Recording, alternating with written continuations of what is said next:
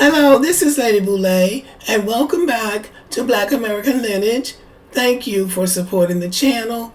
Thank you for riding with me for this time and keeping me motivated to keep this history going because it is very important. And today I want to focus on architecture, and I want to talk about the building skills that the enslaved people brought to America from Africa. It has been the narrative for people who want the world to believe that we were dumb, ignorant Africans, that we didn't know how to do anything, and we didn't make any contribution to civilization, and that we didn't build America because we didn't know how to do anything. They had to tell us. That's the narrative.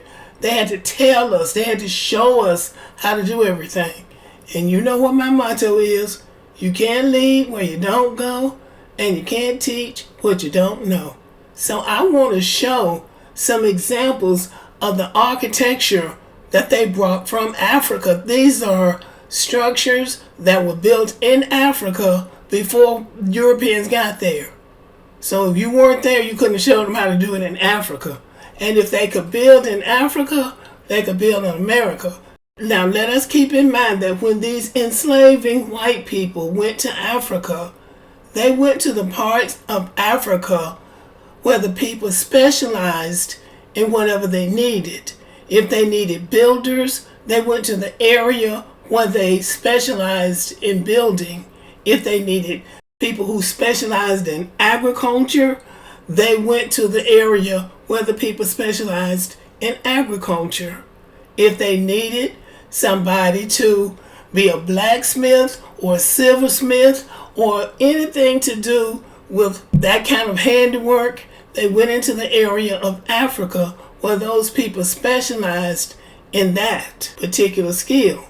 So they didn't just go over there and just grab up anybody. They went on some specific voyages to Africa to get people who were trained in specific areas. So today let's focus on architecture. Also, let's keep in mind that when the Europeans and the Arabs went into Africa and saw those civilizations, they destroyed those civilizations. It wasn't just in Egypt where they knocked off the noses of those statues. They went into West Africa. They dynamited and bulldozed their royal palaces. They destroyed their libraries. Any center of learning or education, they destroyed. And then they took everything that wasn't nailed down out of Africa and put them in museums in Europe, and then turned around and told the Africans they hadn't made any contribution to civilization. Now, a lot of Africans don't understand when Black Americans go hard for Egypt. It's not that we all want to be Egyptians, even though some say they are, and even though some Black American men do have DNA that matches Ramses II, who was an Egyptian pharaoh. And it's not just one, it's several. And everybody hasn't been tested. Black Americans go hard for Egypt because white Americans has beat it over our heads that Africans didn't make any contribution to world civilization. They weren't just talking about Black Americans who have been enslaved. They're talking about all Africans. You have made no contribution. So Black Americans are looking at the statues in Egypt just like everybody else and saying, well, these look like Black people to me. So that's how this Afrocentric Black Americans arguing back and forth about Egypt came into play. They were going to always take Egypt and highlight Egypt as an advanced civilization, and then we're going to say that the people that built that civilization were white. And Black Americans said, hold up, wait a minute. Those look like Black people on that wall to me. Those statues look like Black people to me. They have full lips and broad noses. And by the way, why did you knock off their noses? And the way we know they had broad noses is because some of the statues were preserved. And some of those faces, when you look at some of those faces, the entire face was smashed. So the point is, why are you going into somebody else's culture, destroying their artwork, and then telling them that, oh, that's not you, that's me. Okay? Isn't that rich? So these are some of the architectural styles that were present in Africa before the coming of the white man. And where you see bricks knocked over and things look like they're in ruins, they are in ruins because they ruined the structures. And this architecture is from West Africa. I made a point of just getting West African structures from antiquity. I didn't want to mix it up with Egypt and Ethiopia. Those are East and North African civilizations. I wanted to just stick with West Africa because that's where we came from. But I want to make the point that they had just as good of structures as any other part of the world. In Western civilization, they mark architecture by some real tall building with a lot of windows that's basically built like a rectangle. But that's great progress to them. But these civilizations didn't have these tall buildings, mostly office buildings, because they didn't go to work in the office. They worked in their guilds in their villages and their towns. Now these are some of the structures that are still standing. Let us remember that many of their structures were razed to the ground. Their royal palaces, their libraries, those things were destroyed. But this is what's left.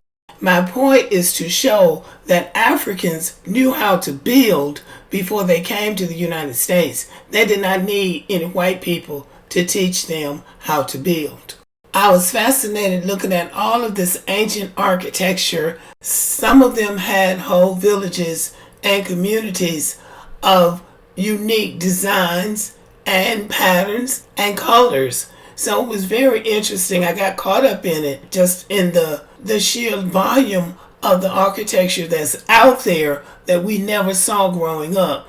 And I want to remind everybody, this is ancient West African architecture. They have modern architecture in Africa now, just like everybody else. But the point is, I wanted to show what they did back then so we won't be surprised what they did in the New World. Now I'm going to show you some of the structures that they built here in the United States. The White House in Washington, D.C. The Capitol building in Washington, D.C. And yes, they built the statue on top of the Capitol Dome in Washington, D.C. The Smithsonian Institution in Washington, D.C. Wall Street in New York City, and Wall Street was one of the original slave trading ports in this country. The terms stocks and bonds originated with the enslaved people. Their bodies were the stock and their labor was the bond. Fort Sumter in South Carolina, and this is where the American Civil War began. The enslaved people built this fort. Harvard Law School in Massachusetts. Fort Castillo de San Marco in St. Augustine, Florida. This is the oldest fort built in the United States, built by the enslaved people. Monticello, home of Thomas Jefferson, third president of the United States. This home was built by enslaved people.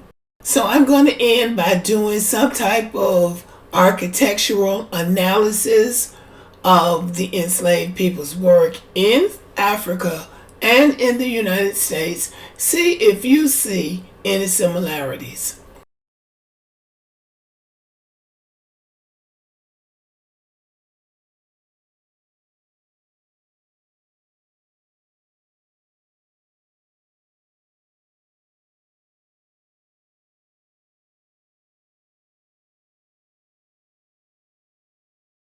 Okay, y'all, thank you for listening. I hope you enjoyed the video and have a wonderful evening.